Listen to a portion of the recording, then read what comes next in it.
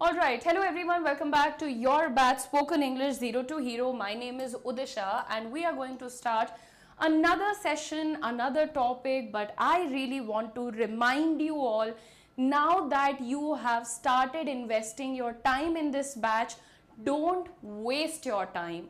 Track your growth, make your Telegram videos every day. Be honest about your efforts, everyone. So on that note, very quickly, let's start our today's topic, which is future continuous tense. Two things you have to pay attention to. Number one, future, यानी yet to come, अभी आने वाला है, ठीक है. दूसरी बात continuous, यानी कि ongoing है, चल रहा होगा, चल रही होगी, हो रहा होगा, etc. तो फ्यूचर में जो चीज हो रही होगी, for that we use our tense future continuous.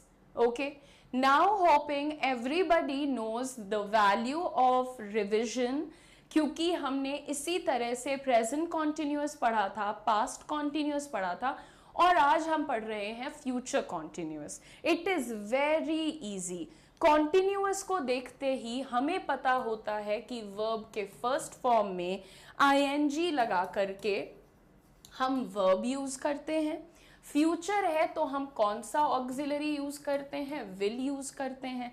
लेकिन एक बात याद रखो, उदिशा ने तुम्हें बताया था कि विल के बाद, कैन के बाद, शैल के बाद हमेशा वर्ब का फर्स्ट फॉर्म आता है, करेक्ट.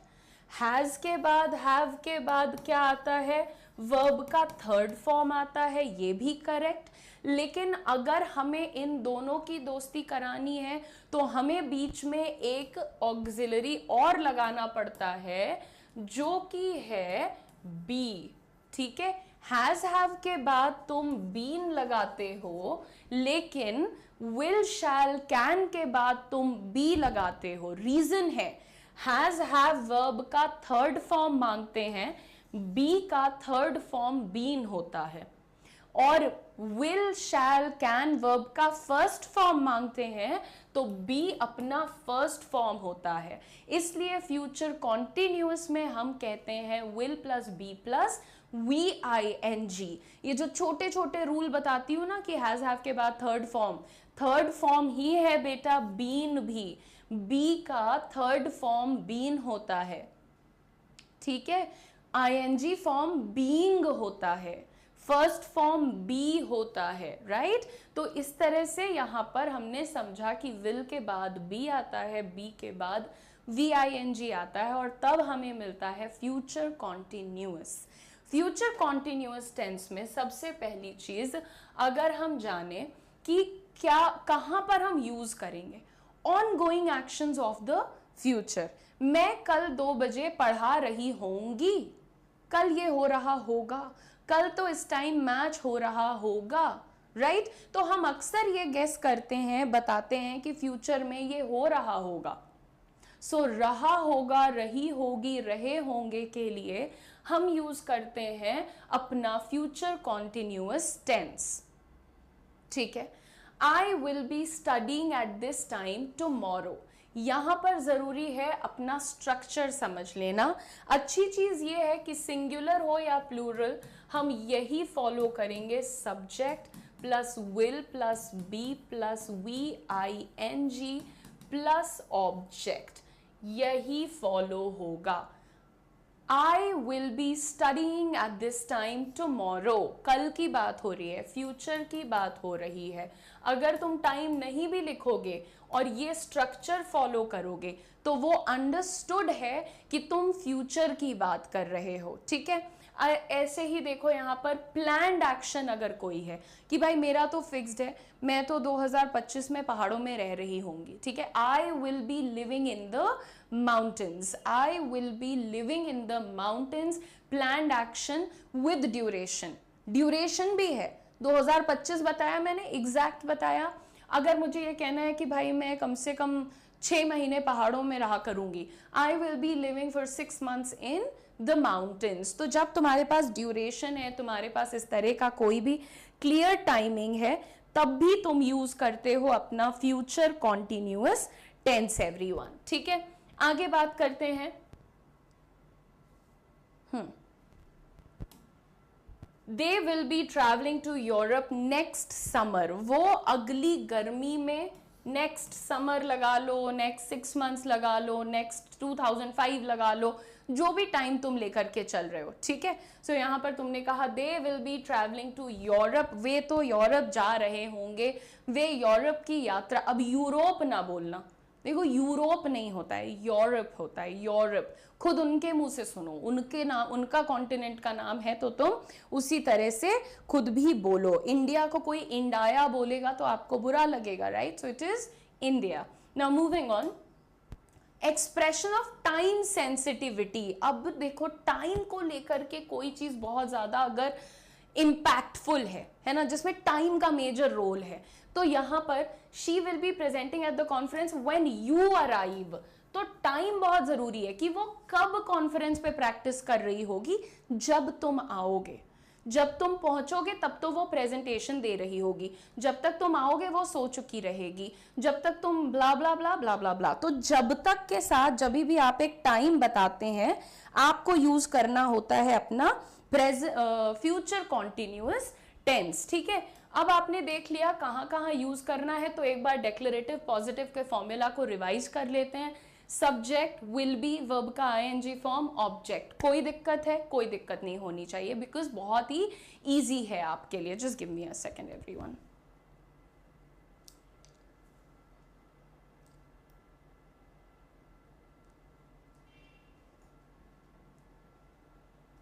ठीक है, okay, so next is she will be singing at the concert, वो तो कॉन्सर्ट पे गा रही होगी, तो जब आप बता रहे हैं कि अच्छा इस टाइम पे वो ये कर रही होगी, है ना, वो कॉन्सर्ट पे गा रही होगी, अच्छा ये तो बड़े होके डॉक्टर की तरह काम करेगी, she will be working as a doctor, इस तरह से भी हम बोलते हैं ना। तो यहाँ पर आपने एक एग्जाम्पल देखा।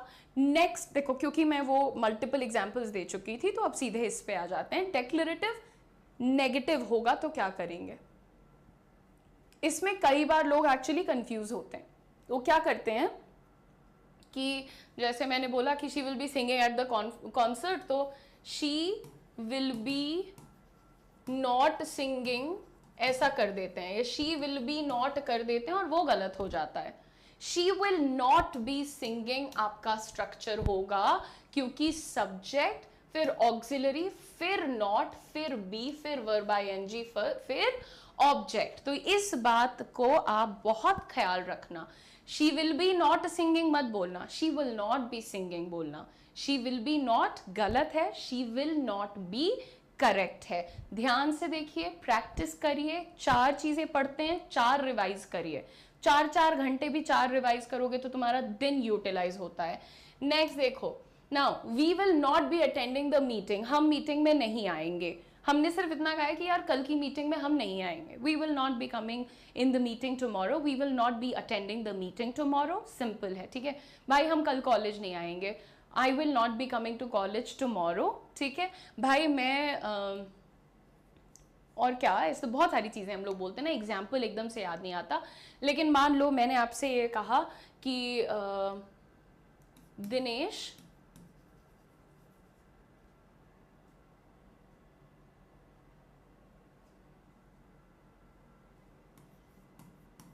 अगले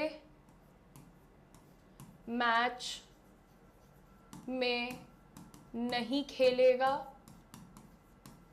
दिनेश अगले मैच में नहीं खेलेगा, तो आप कैसे बोलेंगे सेम बात को, Dinesh will not B playing in the next match. आपके सामने है बहुत ही यूजफुल सेंटेंस, दिनेश अगले मैच में नहीं खेलेगा, वो अगली टीम में नहीं जाएगी, एटसेट्रा एटसेट्रा। क्योंकि इस तरह से हम लोग बहुत कॉमनली बात करते हैं, तो फॉर्मूला देख लो, यूज समझ लो, ठीक है। तो सर मैं अगले प्रोजेक्ट में काम नहीं करूंगा, sir I will not be working in the next project, ठीक है, इस तरह से मैं अगले महीने छुट्टी नहीं लूंगा, आई will not be going on leave in the next month. तो बिल्कुल यही फॉर्मूला से आप बहुत यूजफुल सेंटेंसेस बना सकते हो, और बनाइए। हर क्लास में मैं मिनिमम 2 से 3 मिनट आपको ये कहने में देती हूँ कि बेटा रिवाइज करो, अपने सेंटेंस बनाओ, बोलो, राइट अगर नेक्स्ट डाउट क्लास में मुझे लगा कि प्रैक्टिस नहीं हो रही तो मैं लाइव क्लासेस बंद कर दूंगी, फिर समझ रहे हो ना, क्योंकि यार मेरी भी मेहनत है, तुम्हारी भी मेहनत है, मैं पूरी करूं और तुम नहीं करो मुझे अच्छा नहीं लगेगा, सीधी बात है। आगे देख लेते हैं बेटा, हमारे पास अब आ गया है इंटेरोगेटिव। इंटेरोगेटिव में हमने क्या सीखा है, 2 तरीके की चीजें होती हैं। सबसे पहले ये देखो कि अगर हमारे पास कोई येस नो वाला सवाल है कि क्या वो अगले मैच में खेलेगा, राइट, मान लो इतना ही मैंने कहा, क्या दिनेश अगले, अरे यार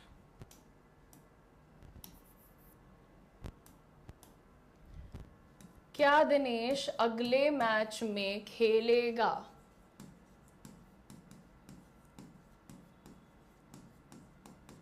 ठीक है, क्या राहुल कल स्कूल आएगा, क्या वह बाजार जाएगा। इस तरीके से आप बहुत से सवाल पूछते हो फ्यूचर टेंस में।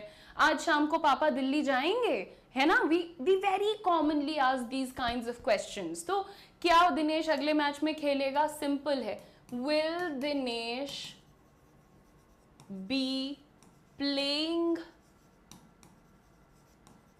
इन द नेक्स्ट मैच, राइट। अब हम यहां पर जाएगा खेलेगा बोल रहे हैं, आप समझ रहे हो खेल रहा होगा की बात हो रही है। सो अपनी अंडरस्टैंडिंग को गड़बड़ मत करना। जब कॉन्टिन्यूअस है तो हमेशा रहा वर्ड तो लगेगा ही लगेगा, रहा होगा, रही होगी, रहा है, रहे हैं, रहा था, एटसेट्रा। याद रखो present continuous, past continuous and future continuous. तो क्या अगले मैच में खेल रहा होगा, will Dinesh be playing in the next match, क्या वो बाजार जा रहा होगा, will he be going to market in the evening. तो इस तरह से आपको समझना है, क्या वो जाएगा, विल ही गो, क्या वो जा रहा होगा, विल ही बी गोइंग। तो इस तरह से डिफरेंशिएट करो कि अच्छा यहां पर सिंपल फ्यूचर है, यहां पर फ्यूचर कॉन्टिन्यूअस है, यहां पॉजिटिव डिक्लेरेटिव सेंटेंस है, यहां पर इंटेरोगेटिव है। एक एग्जाम्पल देखो आप लोग यहाँ पर, will they be waiting for us at the airport, क्या वो एयरपोर्ट पे हमारा इंतजार कर रहे होंगे, will they be waiting for us at the airport, ठीक है। तो यहां पर रहे होंगे, कर रहे होंगे, तो ये कॉन्टिन्यूअस का साइन होता है, ये हमें पहचानना चाहिए कि कोई भी चीज हो रही होगी, कर रहे होंगे, एटसेट्रा पे, तब हम कॉन्टिन्यूअस यूज करेंगे, ठीक है। जाएगा, करेगा, गेगा, गी, एटसेट्रा के लिए हम क्या यूज करते हैं, सिंपल फ्यूचर यूज करते हैं, ठीक है एवरीवन। अच्छा अब अगला टाइप देख लेते हैं एक बार। यहाँ पर हर बार की तरह मैंने इस बार भी एक स्लाइड ऐड करनी ही है, ठीक है। देखो क्या होता है यार, जब आप एक बार टेंस पढ़ लेते हो तो फिर उसके बाद की चीजें आपको धड़ाधड़ समझ में आती हैं। बस कोशिश इतनी करो कि छोटी छोटी बातें मत भूलो। सिंगुलर के साथ कौन सा वर्ब लगेगा, प्लूरल के साथ क्या लगेगा, प्रेजेंट में कौन सा ऑक्सिलरी, पास्ट में क्या ऑक्सिलरी, कॉन्टिन्यूअस और सिंपल में क्या फर्क है, परफेक्ट और कॉन्टिन्यूअस में क्या फर्क है। इस तरह से अगर तुम्हें चीजें एक बार तुम समझ गए तो सेम रूल अप्लाई होता है प्रेजेंट में, पास्ट में और फ्यूचर में, ठीक है। यहां पर देख लेते हैं कि अगर हमारे पास ऐसा एक सवाल है जिसका आंसर हम लोग हाँ ना में नहीं दे सकते, तो वो किससे शुरू होगा, WH वर्ड से। जैसे अगर मान लो मैंने ये कहा कि विधि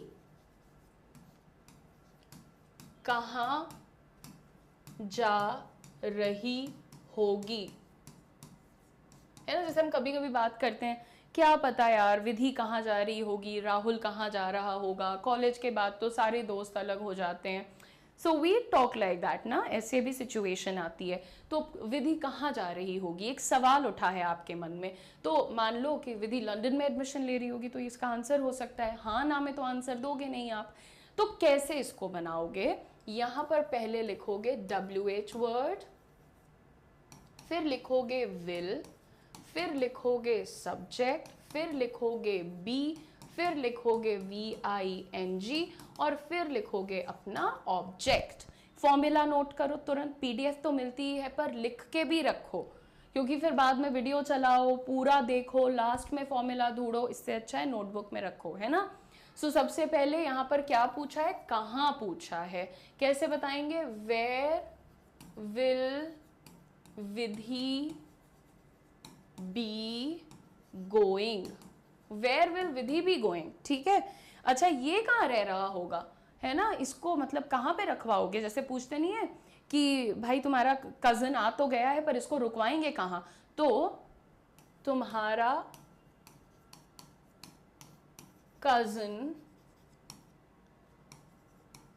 कहाँ रह रहा होगा, तुम्हारा कजन कहाँ रह रहा होगा, where will your cousin be living. और एक बात सुन लो, कजन ब्रदर कजन सिस्टर कुछ नहीं होता, कजन बोल रहे हो और होगा बोल रहे हो यानी लड़का कजन, होगी बोलोगे तो लड़की कजन, तो जो चीज पहले से पता है उसको भूल मत जाना पढ़ाई करते करते, है ना बेटा।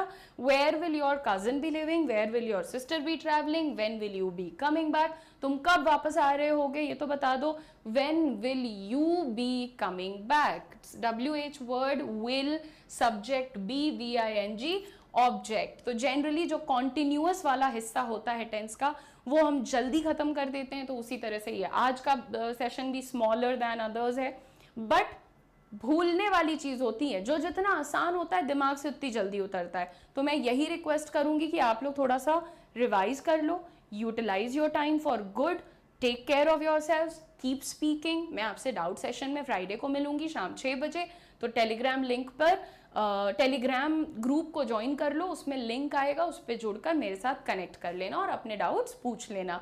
जिसके पास टेलीग्राम का लिंक नहीं है वो लोग support@studyIQ पे कनेक्ट करके अपना टेलीग्राम लिंक जो है मांग सकते हैं, support@studyIQ.com।